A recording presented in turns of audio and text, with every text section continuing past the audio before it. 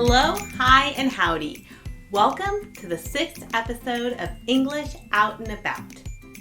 You're here to learn English, right? You already know some English, yes? And you want to learn about the United States, don't you? Well, then you are in the right place. My name is Jane, and I will be your guide. Mystery reporter Maggie, field reporter Francesca, and English teacher Tina will take you to different places across the United States and explain some key language points while we go. Make sure you check the video description for links to additional resources. There is extra practice for language students and information to help English teachers use these videos in class. Just keep watching and learning English will be a piece of cake. Idiom alert. Piece of cake. Piece of cake is an idiomatic expression. It means that something is easy to do. It doesn't have any connection to food.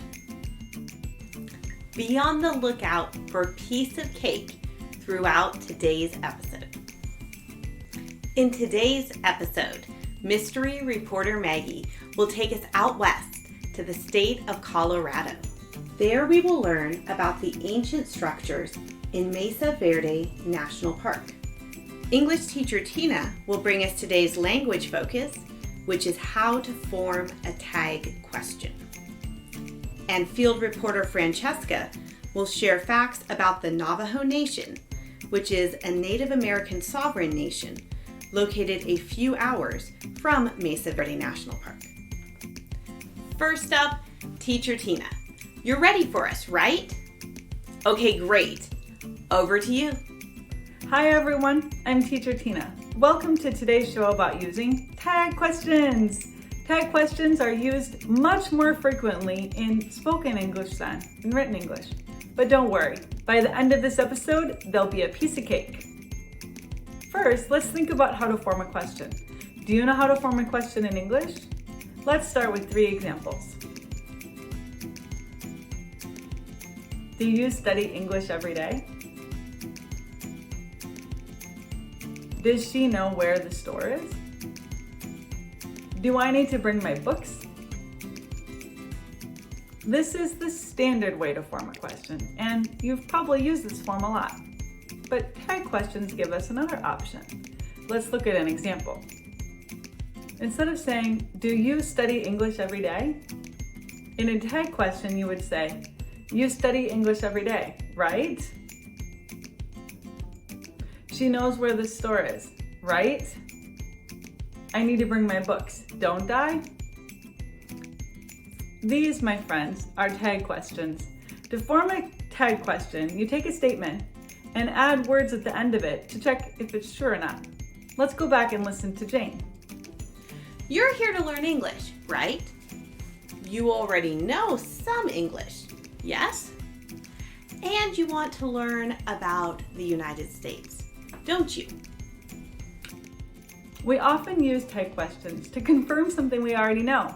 We might end a sentence with yes, right, don't they, isn't it, or huh?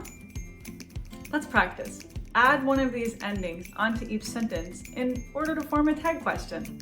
You can choose yes, right, isn't it, don't they, huh? Think you got it? Let's see. Number 1, mystery reporter Maggie would love this one. Make a tag question using the sentence, it's a mystery.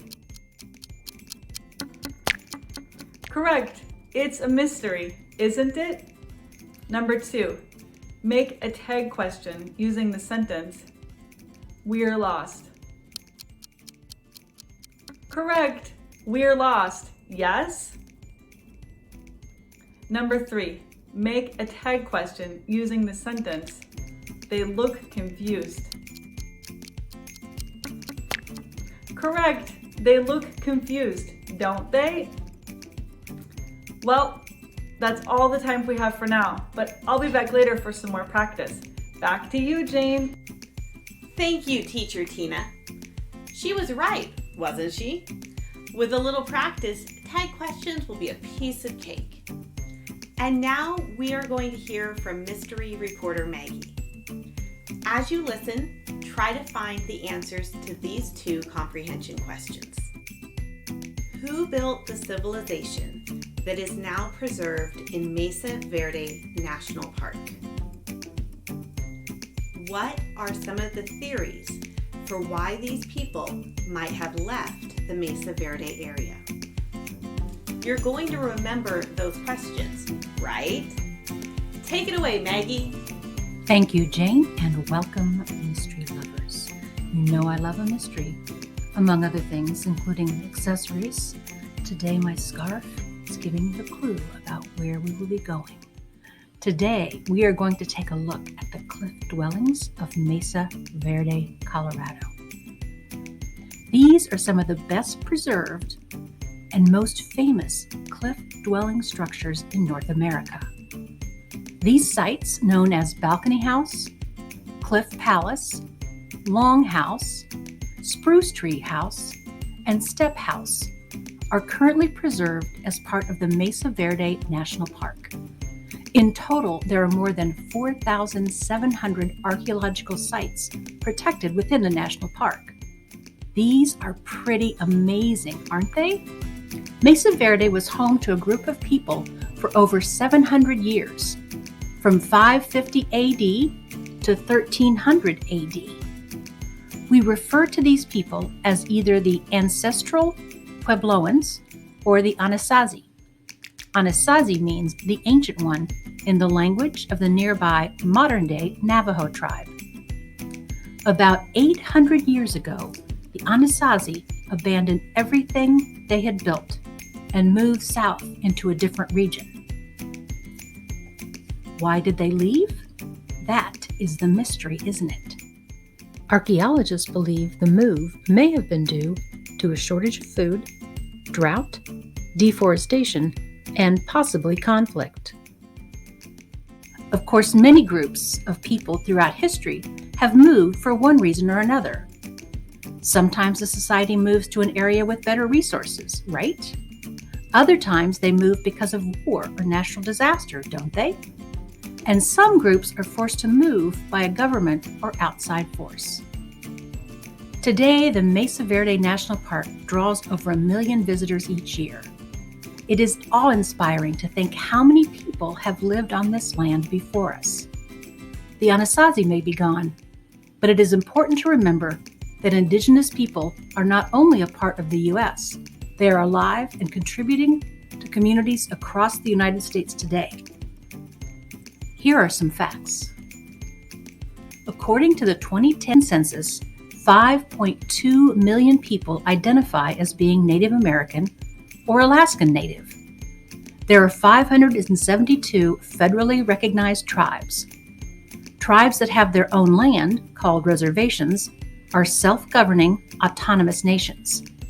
However, only about 1/5 of Native Americans in the U.S. today live on reservations. That's all from me. Back to you, Jane. Thank you, mystery reporter Maggie. Did you hear the answers to the comprehension questions? Who built the civilization that is now preserved in Mesa Verde National Park? The cliff dwellings were built by a group of people who we call the Anasazi, or the ancestral Puebloans. We do not know what they called themselves because they didn't leave any writing behind. What are some of the theories for why these people might have left the Mesa Verde area? Scientists believe some combination of a food shortage, drought, deforestation, and conflict may have caused the ancestral Puebloans to move out of the area.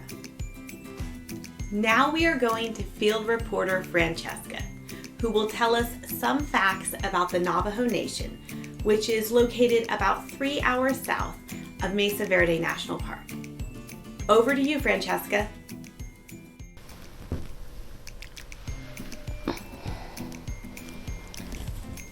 Thank you, Jane.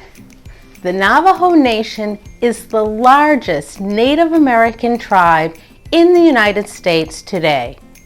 There are over 330,000 registered members, and their land covers more than 27,000 square miles, making it bigger than even the state of Massachusetts.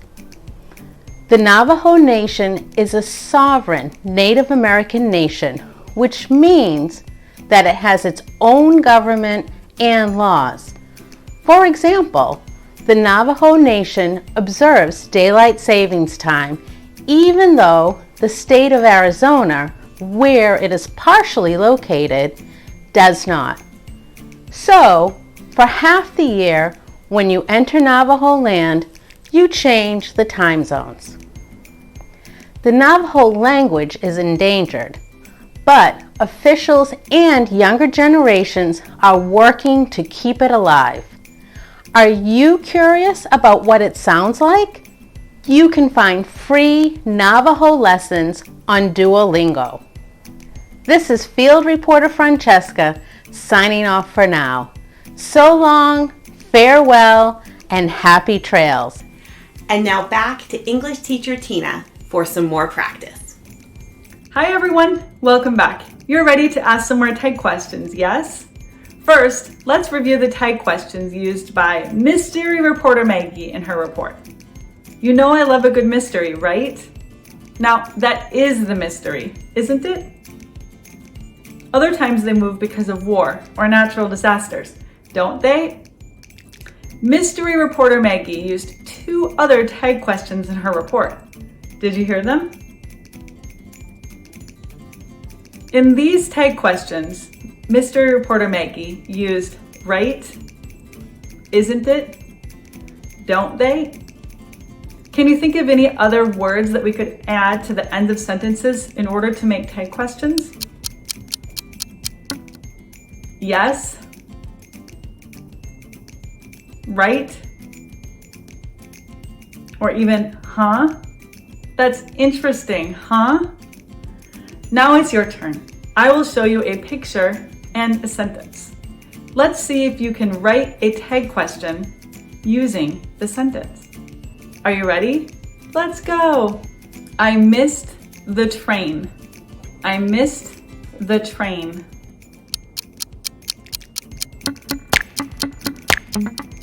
Excellent work. An example of a tag question would be, I missed the train, didn't I? Ready for another one?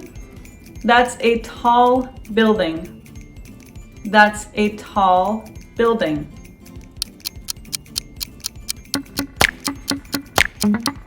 Great work. An example of a tag question using the sentence, that's a tall building, would be, that's a tall building, isn't it? Great work today. See you next time. Bye. Thank you, Teacher Tina, and thank you for watching. Make sure you subscribe and share this video with your friends. Keep watching, keep learning. English can be a piece of cake, right? Next week, we'll go to the state of Minnesota, located on the shores of the Great Lakes. There we will learn about refugee communities and modal verbs. And don't forget to check the links in the video description for additional resources for both teachers and students.